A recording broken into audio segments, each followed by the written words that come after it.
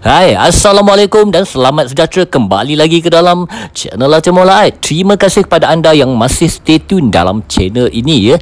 Jika anda baru dalam channel ini, jangan lupa tekan butang subscribe dan juga tekan butang loceng untuk mendapatkan notifikasi. Okey, hari ini saya ingin menunjukkan pembikinan lukisan yang telah saya hasilkan ya. Jika anda perhatikan ya, sebelum ini pada permulaan prosesnya saya meletakkan dahulu warna-warna yang dikehendaki seperti dalam gambar contoh dengan tidak mementingkan kehalusan ya pada lapisan pertama. Kemudian setelah masuk lapisan kedua baru saya menghaluskan lukisan ini ya. Lihat betul-betul seperti dalam gambar contoh ya. Pada lapisan kedua ini barulah saya ya menitik beratkan kehalusan dan juga kehalusan pada lukisan ini. Pada lapisan kedua ini jugalah ya saya menitik beratkan bayang dan juga cahaya ya. Betapa pentingnya ya peranan bayang, iaitu bahagian-bahagian mana gelap, bahagian di mana cerah, kerana dengan bayang inilah yang akan menaik ataupun menimbulkan subjek sebuah lukisan tersebut ya. Di sini juga kita perlu melihat di mana bahagian-bahagian yang tajam yang perlu kita lembutkan ya, di mana lihat ya mana-mana sharp edges, iaitu bahagian-bahagian tajam itu perlu di blend menjadi smooth ya, dilembutkan ya. Lihat betul-betul seperti mana dalam gambar contoh. Cat minyak yang saya gunakan dalam lukisan ini ialah cat minyak Winton ya, Winsor & Newton dan juga Daler-Rowney Georgian Oil Painting. Medium yang saya gunakan juga adalah refined linseed oil. Saya menggunakan sepenuhnya refined linseed oil. Saya tidak menggunakan linseed oil yang biasa, tapi saya menggunakan refined linseed oil kerana refined linseed oil ini dia punya kecairan itu lebih smooth ya, akan menjadikan warna anda akan jadi lebih smooth, dan bila anda apply ke atas lukisan sedap di blend. Untuk menghasilkan lukisan-lukisan yang berbentuk realism ini sudah tentunya ya memakan masa yang lama dan juga perlukan kesungguhan dan juga kesabaran yang tinggi ya. Kalau tak ada kesabaran memang dah lama give up ya. Kita perlu ya bersabar dan juga bersungguh untuk menghasilkan sesebuah lukisan realistik ataupun lukisan realism ya. Saya lebih consider ya mengatakan bahawa lukisan saya lebih kepada lukisan realism ya, tidak lagi mencapai pada tahap lukisan fotorealism, kerana lukisan saya jika diperhatikan daripada dekat anda boleh ya melihat kesan-kesan berus itu masih ada, dan ya saya boleh mengatakan ataupun saya lebih suka mengatakan lukisan saya adalah sebuah lukisan realism. Macam mana nak lukis air tu ya, sebenarnya subjek air tu jika anda ingin melukis air, anda perlu membuat warna ya, macam jika air itu berada di atas sesebuah subjek ataupun objek, warna air itu perlu lebih gelap ya daripada warna latar ya. Kemudian anda perlu letak pencahayaan pada air tersebut ya, untuk menimbulkan objek air tersebut ya. Warna air tu perlu lebih gelap dan juga you perlu blend ya dengan warna latar belakang tersebut. Kepada anda yang baru ya, mungkin tak tahu ya apa-apa tentang diri saya ya, untuk pengetahuan anda, saya adalah seorang pelukis penuh masa yang tinggal di Bentong, Pahang ya. Saya memulakan kerjaya saya sebagai seorang pelukis penuh masa sejak sekitar tahun 1995-96 macam tu ya. Saya telah didorongkan oleh cikgu saya ya, Fatimah Aini, yang telah mendorong saya untuk meneruskan kerjaya saya sebagai seorang pelukis. Beliau menyarankan saya untuk berjumpa dengan seorang pelukis penuh masa tinggal di Kuala Lumpur ya. Pelukis tersebut mempunyai sebuah art gallery, jadi saya mencuba nasib untuk menjadi seorang pelukis penuh masa ya. Pada permulaan kerjaya saya bekerja sebagai seorang resident artis ya di galeri pelukis tersebut ya. Kemudian di sana juga saya telah banyak ya berjumpa ya dengan pelukis-pelukis yang telah mencipta nama ya di negara pada ketika itu ya. Antara pelukis saya jumpa ya pada waktu itu ialah Zaharuddin Sarbini, Bayu Utomo dan sebagainya ya di sana ya. Di sana juga saya banyak belajar selok-belok ya bagaimana untuk menjadi seorang pelukis penuh masa dan juga untuk menghasilkan lukisan yang lebih baik di masa-masa akan datang ya. Terima kasih kepada pelukis-pelukis otai yang telah membimbing saya untuk menjadi seorang pelukis yang baik ya pada hari ini.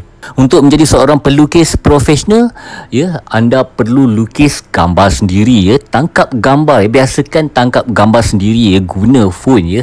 Ya, sekarang ni rata-rata semua orang ada phone sendiri ya. Tangkap gambar di objek ataupun subjek di sekeliling anda ya, di rumah anda, objek-objek di rumah anda, persekitaran di luar rumah anda ya, ada objek-objek subjek yang menarik yang boleh anda lukis ya. Jangan biasakan diri anda tiru gambar di Google ataupun ambil gambar di internet. Biasakan lukis gambar sendiri ya.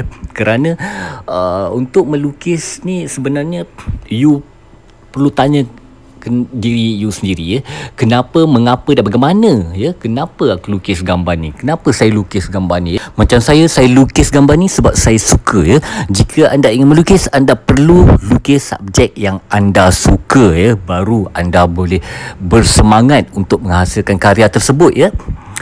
Kenapa lukis gambar ni?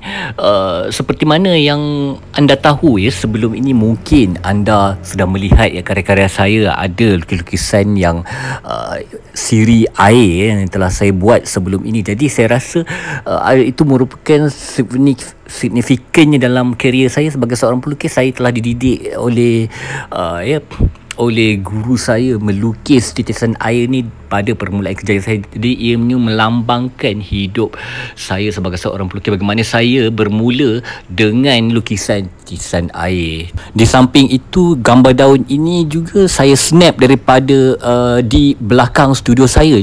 Jadi ianya merupakan suatu kenangan bagi saya di mana mengingatkan saya tentang studio dan juga kehidupan diri pelukis tersebut ya.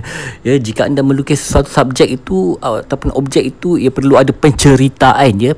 Jadi untuk menjadikan hasil karya anda itu value ya, ada meaningful ya, ada maksud yang tersendiri. Jadi ianya perlu ada penceritaan ya, bagaimana hubungan lukisan tersebut ya, ataupun penceritaan lukisan tersebut dengan diri anda. Jadi ianya lebih bermakna bila orang yang ingin membeli lukisan tersebut, jadi dia tahu apa cerita di sebalik karya tersebut. Melukis dengan menggunakan cat minyak dan juga akrilik ni biasanya anda boleh buat lapis demi lapis sampailah anda puas hati ya.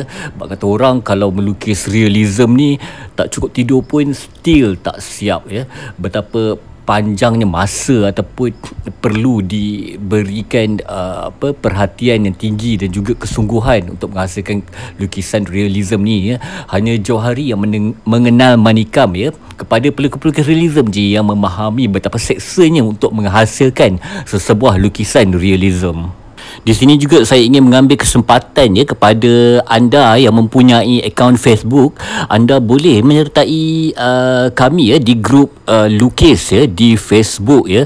Ramai ya pencinta-pencinta seni dan juga peminat-peminat seni tanah air di Malaysia yang telah menyertai kami di grup lukis, dan anda juga boleh bertemu ataupun berkenal mesra dengan pengkarya-pengkarya yang telah menyertai kami di grup lukis ya di Facebook grup lukis. Anda juga boleh ya mengikuti saya di akaun Instagram ya, Instagram Latif Maulan ya.